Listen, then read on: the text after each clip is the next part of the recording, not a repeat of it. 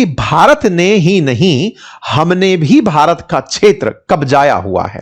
यह ऐसी स्थिति है कि आप अगर अंतरराष्ट्रीय मंच पर यह लाइन सुनते हैं कि नेपाल ने भारत का क्षेत्र कब्जा कर रखा है, तो इसके दो मायने निकलते हैं कि नेपाल इतना शक्तिशाली हो गया कि उसने भारत का क्षेत्र एनक्रोच कर लिया। नंबर दूसरा, नेपाल और भारत के संबंध तो बहुत अच्छे थे, क्या यह जब से काला पानी विवाद हुआ है उसके बाद इन लोगों ने जमीन हड़प ली?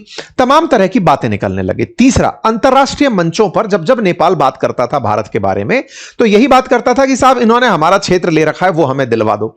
लेकिन अब जब प्रधानमंत्री खुद सदन में यह बोल गए कि हमने इनका क्षेत्र ले रखा है, तो ऐसी स्थिति में यह सवाल भारत में भी उठना लाजमी है, सरकारों से पूछा जाए कि नेपाल ने हमारा कौन सा क्षेत्र ले रखा है, नंबर एक। और नेपाल की सदन में भी सरकार से सवाल यह पूछा जा रहा है, भैया कौन सा क्षेत्र ले रखा है, आपको कौन सा पता चल गया? तो उन्होंने कहा कि मुझे जब मैं प्रधानमंत्री बना तो पता चला कि हमारे पास भी उनका काफी सारा क्षेत्र है। अब हमारे पास भी है, तो दोनों ही तरफ की सरकारों से पूछा जाने वाला सवाल है। भारत सरकार से भी कि बताओ सर आपका कौन सा क्षेत्र नेपाल के पास है, और नेपाल से भी कि नेपाल आप बताओ आपका कौन सा क्षेत्र है। तो सब दोनों तरह की बातें हुई। नेपाल के अंदर अपोजिशन ने इस बात को हाथों हाथ उठाया और सवाल पूछा कि सब क्लैरिटी चाहिए कि मामला है क्या। चलिए साहब, इस बात को उस समय बालिल शाह क्लियर नहीं कर पाए। बाद में उनकी पार्टी की तरफ से बयान आए, उसमें उन्होंने यह कहा कि यह असल में सेना के माध्यम से हुए कब्जे की बात नहीं कर रहे हैं। पीछे हमारा एग्रीमेंट है भारत और नेपाल के बीच का कि हम लोग अपने सीमाओं पर तार नहीं बांधेंगे, खुले रहेंगे, रोटी बेटी का संबंध है, आते जाते रहेंगे। ऐसे में जहां जहां अपन ने पिलर्स लगाए हुए हैं कि ये बॉर्डर पिलर्स हैं कि यहां नेपाल है यहां भारत है, उस पिलर के 10 गज की जमीन ऐसी होती है जहां पर नो मैंस लैंड होता है, यानी कि इस पर कोई कंस्ट्रक्शन कोई व्यक्ति नहीं कर सकता। उस 10 गजा जमीन के ऊपर नेपाल में या फिर भारत में कई बार एनक्रोचमेंट हो जाता है। जैसे बिहार से जो बॉर्डर लग रहा है वहां पर अतिक्रमण कई जगह पर देखा जाता है। जब अतिक्रमण होता है तो उस जगह को उन्होंने कब्जे में कंसीडर कर लिया। और ऐसा भी है कि जब बॉर्डर फेंसिंग नहीं है तो भारत के कई लोग नेपाल में जाके खेती कर रहे हैं, वहां पर जमीन खरीद रखी है, और नेपाल के लोगों ने भारत की तरफ आकर के जमीनें खरीद रखी है और वहां पर खेती कर रहे हैं। तो एक ऐसा उस क्षेत्र के अंदर, जबकि सशस्त्र सीमा बल सुरक्षा करती है भारत की तरफ से, उनकी भी सशस्त्र पुलिस वहां से जाकर के सीमा की सुरक्षा करती है, लेकिन वो एनक्रोचमेंट ही हटाने का काम करती है। दोनों के बीच में इतना मतलब घुलन मिलन है कि आप इसे सेपरेट नहीं कर सकते, इतने इन्वॉल्व हैं। लेकिन जब इन्होंने ये बात बोली तो फिर चर्चा इतिहास तक पहुंची कि आफ्टर ऑल कहानी क्या है और इस कहानी में असल विवाद क्या है। और आज जब बालिन शाह ये बात बोल गए तो इस बोलने में वो एक लाइन और बोल गए, और वो ये था कि हमने भी कब्जा कर रखा है, और दूसरा हम ब्रिटेन से बात कर रहे हैं कि वो इस विवाद को सुलझाए। कौन से विवाद को? बोले काला पानी विवाद को सुलझाए। भैया ब्रिटेन कौन? बोले ब्रिटेन वो जिसके चलते ये सारा विवाद हुआ था। बोले भाई साहब तब तो आप गुलाम थे। गुलामी में और अब में, यानी कि जब भारत के ऊपर अंग्रेजों का शासन था तब से और अब में कैसे ये फैसले कर लिए जाए कि नहीं, फैसले ब्रिटिशर्स करेंगे। तो उन्होंने जब ब्रिटिशर्स का नाम लिया तो वो दूसरा बवाल था जिस पर भारत की प्रतिक्रिया आई और खुद नेपाल की भी प्रतिक्रिया आई कि नहीं भाई हमें कोई और नहीं चाहिए। चलिए खैर, अब इस बात को थोड़ा सा ब्रिटेन तक लेकर चलते हैं।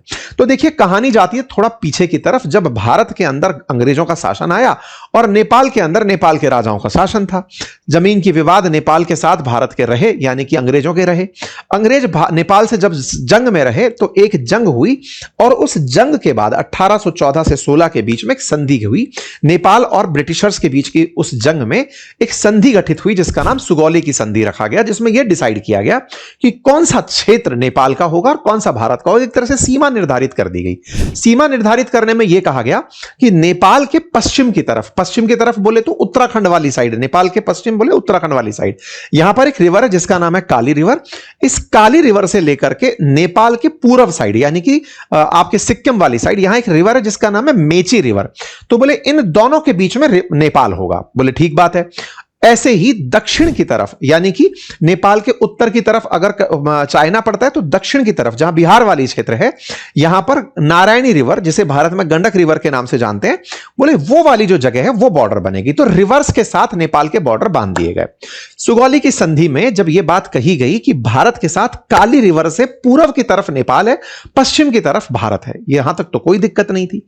दिक्कत हुई जब मैप पर आप जूम करके देखते हैं तो ये काली रिवर जो है ना, ये दो भागों से निकलकर आ रही है। यानी कि आप अप स्ट्रीम से देखें तो आप पाएंगे कि काली रिवर दो जगह से आ रही है। यानी समझिए कि एक मुख्य धारा में एक समानांतर धारा आकर के मिल रही है, सहायक रिवर आकर के मिलती है, ऐसा लगता है। यानी कि काली रिवर का ओरिजिन कहां है?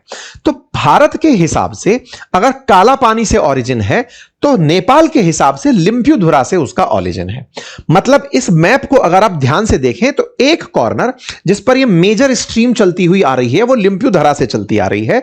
अगर सुगौली की संधि में लिम्प्युधुरा लिखा, सुगौली की संधि में काली नदी के पूर्व का क्षेत्र लिखा है, तो इनका मानना है कि जो मेन स्ट्रीम जा रही है, मुख्य धारा जो पानी की जा रही है, इस पानी के पूर्व का जो पूरा क्षेत्र है, इस पूर्व के क्षेत्र को नेपाल माना जाए। और भारत ने क्या किया, इस मुख्य धारा के जो साइड वाला जो पानी का जो क्षेत्र दिख रहा है, हल्का सा जो पानी आ रहा है, छोटी धारा जो आ रही है, यहां से पूर्व का क्षेत्र नेपाल का माना।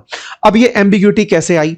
एम्बिग्यूटी शुरुआत में ऐसे आई कि नेपाल ने जब ब्रिटेन के साथ संबंध मतलब समझौता किया था सुगौली संधि के माध्यम से, उस समय ब्रिटिशर्स ने भी इस मैप को इतना पब्लिश नहीं किया था, यानी कि इसका डिस्कशन नहीं किया था।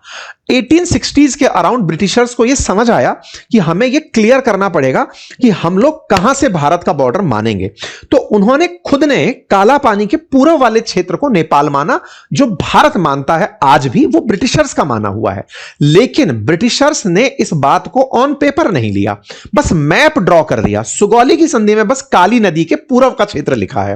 तो नेपाल यह कहता है कि जो सुगौली की संधि 1816 वाली है उसमें काली नदी के पूर्व का क्षेत्र हमको बताया गया है, तो वो पूर्व का क्षेत्र पूरा नेपाल है, तो वो हमारा होना चाहिए। भारत कहता है कि 1860 के ब्रिटिशर्स द्वारा यूज किए मैप देखोगे तो उसमें जो काला पानी है उसके पूर्व का जो एरिया है वो आप लोगों का है। यानी कि लिपुलेख और काला पानी इसके पूर्व का जो एरिया है वो आप लोगों का है। इसी कारण से भारत लिपुलेख, लिपुलेख क्या है?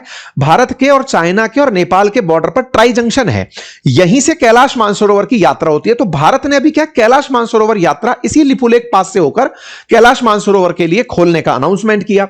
नेपाल इस बात पर ऑफेंड हुआ कि चाइना वालों और इंडिया वालों आपने हमसे पूछा ही नहीं, लिपुलेख तो हमारे क्षेत्र में पड़ता है, नेपाल से होकर आप जा रहे हो, हमें बता ही नहीं रहे हो। भारत इस चीज में क्यों नहीं पूछ रहा है? अगर हम ये नेपाल को दे दें तो हमारा पूरा पूरा लिपुलेख का जो कनेक्ट है वो खत्म हो जाएगा। भारत ने चाइना से हाल ही में लिपुलेख के थ्रू अभी मतलब व्यापार के लिए भी रास्ता खोलने की बात कही है।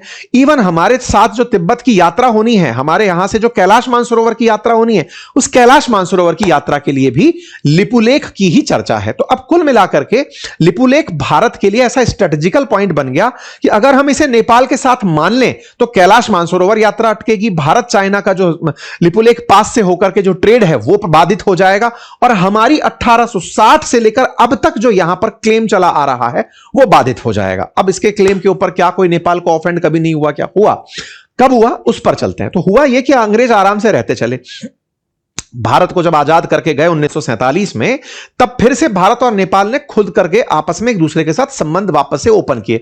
नेपाल में लंबे समय तक राजशाही रही, नेपाल में लंबे समय से राजशाही रही। तो भारत के नेतृत्व में नेपाल के साथ मिलकर 1950 में एक संधि करी कि बोले यार अपन लोगों के बीच में ना बॉर्डर के नाम पर फेंसिंग की जरूरत नहीं है, अपन एक दूसरे पर ट्रस्ट करते हैं। नेपाल की हिंदू राजशाही थी, भारत के साथ बहुत अच्छे से संबंध व्यवहार रखते थे, सब कुछ सही से चल रहा था। तो बॉर्डर के नाम पर हमने कोई झंडे नहीं गाड़े, मतलब तार नहीं खींचे उस जगह पर, आसान भाषा में यह बात है, चलता रहा। इस बीच में नेपाल की राजशाही ने भी कभी लिपुलेख पर अपना क्लेम नहीं किया। मतलब उन्होंने यह नहीं कहा कि लिपुलेख से एरिया जो लिम्प्युधुरा तक है वो हमारा है, आसान भाषा में यह बात है। 1990 तक पहुंचते पहुंचते नेपाल में सत्ता परिवर्तन होता है और लोकतांत्रिक व्यवस्थाएं आती हैं, राजतंत्र खत्म हो जाता है। जब यहां पर लोकतांत्रिक व्यवस्थाएं आती हैं तब सरकारों ने अपने मैप वगैरह को देखना शुरू किया। इस बीच में नेपाल की राजनीति में चाइना का इंटरफेरेंस बढ़ चुका था। भारत और नेपाल की जितनी नजदीकियां थी, चीन उनको एक एक करके बरगलाना शुरू कर चुका था कि देखिए आपके लिए भारत ठीक नहीं है, आप दोनों एक दूसरे के इतने नजदीक हैं, आपकी इकोनॉमी के लिए नुकसान है, तमाम बातें। मतलब हालत यह है कि बहुत सारे नेपाली भारतीय सेना में भी बड़े पदों पर बैठे हुए हैं, नेपाल से आए हुए जो सिटीजन हैं, ठीक है, ओके। चाइना ने हमेशा नेपाल को यह बताया कि इंडिया वालों ने आपको एज ए बफर स्टेट रखा हुआ है कि हम भारत पर कोई एक्शन ना ले, आपको सबसे पहले नुकसान पहुंचाए। तो एक तरह का लंबा कूटनीतिक दावपेच चलता रहा। नेपाल को बरगलाना चलाने में नेपाल के अंदर चीनियों का प्रभाव, माओइस्ट कम्युनिस्ट पार्टियों का गठन होना शुरू हुआ, कई कम्युनिस्ट पार्टी चुनाव में आना शुरू हुई, एक तरह से चीनी इंफ्लुएंस आना शुरू हुआ। जब आना शुरू हुआ तो बोले किस बात पर पूरे देश को भारत विरोध में लाया जा सकता है, तो बोले सीमा विवाद खोजो। सीमा विवाद खोजा गया तो निकल कर आया कि 1816 की संधि को भारत नहीं मान रहा है। अच्छा, यह बात हाईलाइट कब हुई?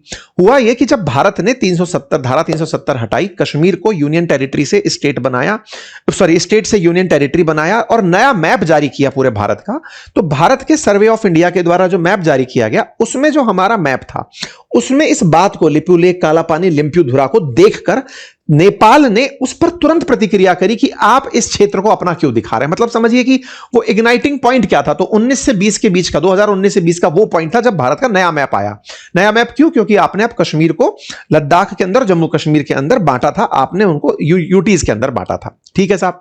नेपाल वाले इस मामले को भुनाने निकल पड़े। उन्होंने कहा कि अब लो बेटा, वहां की सरकारों ने इतना तक क्लेम कर दिया कि नेपाल में जो कोरोना आया है वो भारत की देन है।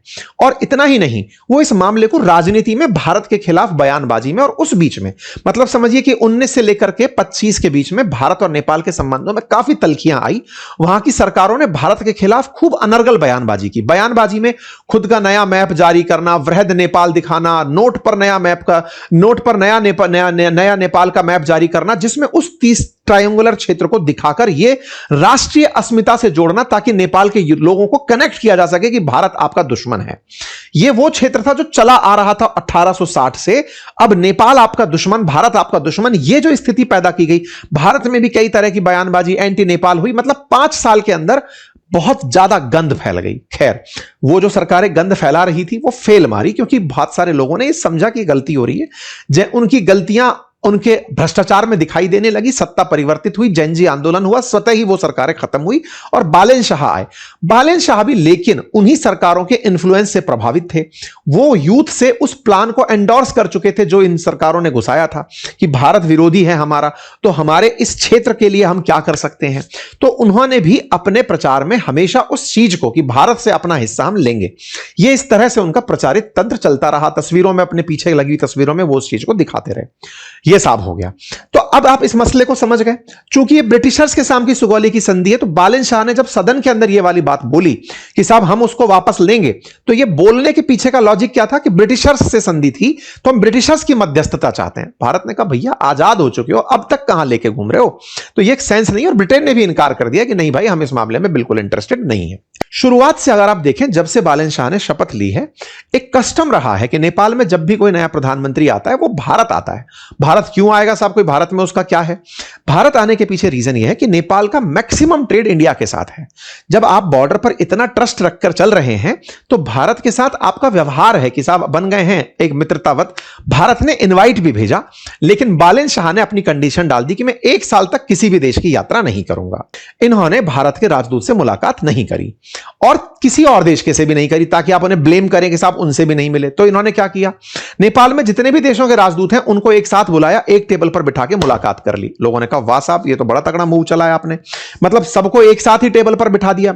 इसके बाद भारत को एक तरीके का इन्होंने मैसेज दिया कि मैं आपको सबकी तरह ट्रीट कर रहा हूं, जबकि नेपाल इस बात को शायद मिस कर रहा है कि भारत अगर तेल सप्लाई रोक दे, खाद्यान्न सप्लाई रोक दे, बहुत जरूरी एसेंशियल सामान रोक दे, नेपालियों के बॉर्डर पर क्रॉप फेंसिंग कर दे, तो नेपाल सरवाइव नहीं कर पाएगा।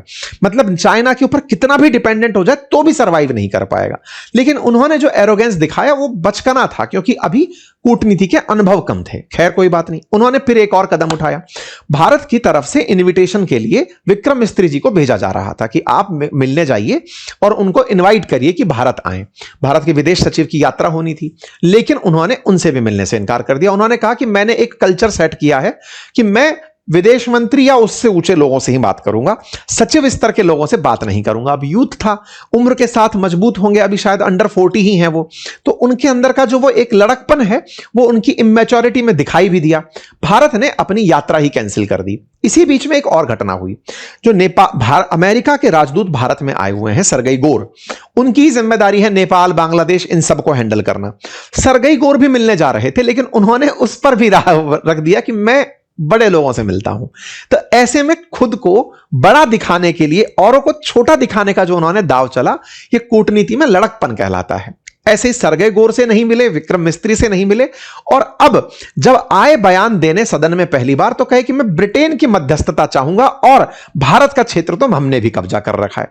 इससे लोगों ने कहा कि ये आपकी सूझबूझ की कमी, आप सेल्फ गोल कर गए, भारत इस मामले में आपको एंडोर्स नहीं करेगा, समर्थन नहीं देगा।